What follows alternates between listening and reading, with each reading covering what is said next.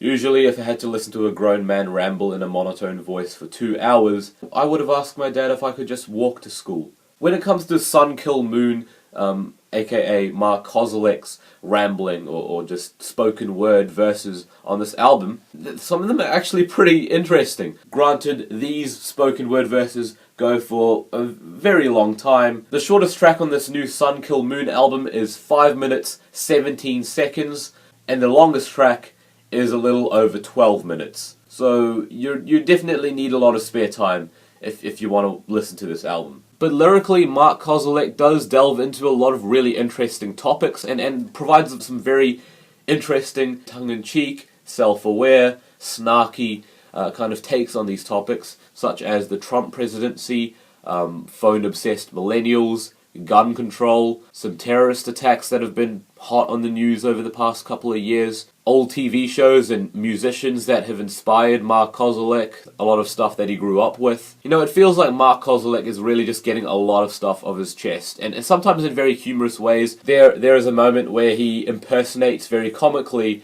and satirically a conversation happening between a musician and a music journalist. It's very funny. I had a good laugh when he mentioned names like Dr. John Misty and Suffolk Stevens. And obviously Mark's attitude comes on very strongly. If you've heard of the many incidents that have landed Mark in hot water over the years, you'd know.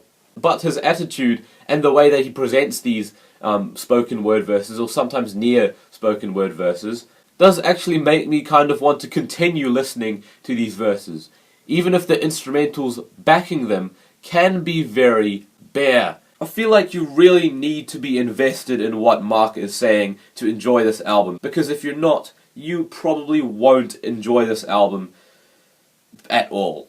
And that may be where I start to struggle to enjoy this album as much as I could, because even though I do find what he's saying to be interesting, entertaining at times, this thing is 2 hours long. A majority of the album is basically Mark speaking with a very dry, near spoken word kind of vocal style over some instrumentals that are very barren, very bare. Instrumentally, this album struggles to carry those lyrics to a point where the music itself is at all engaging to listen to. That's all I can say.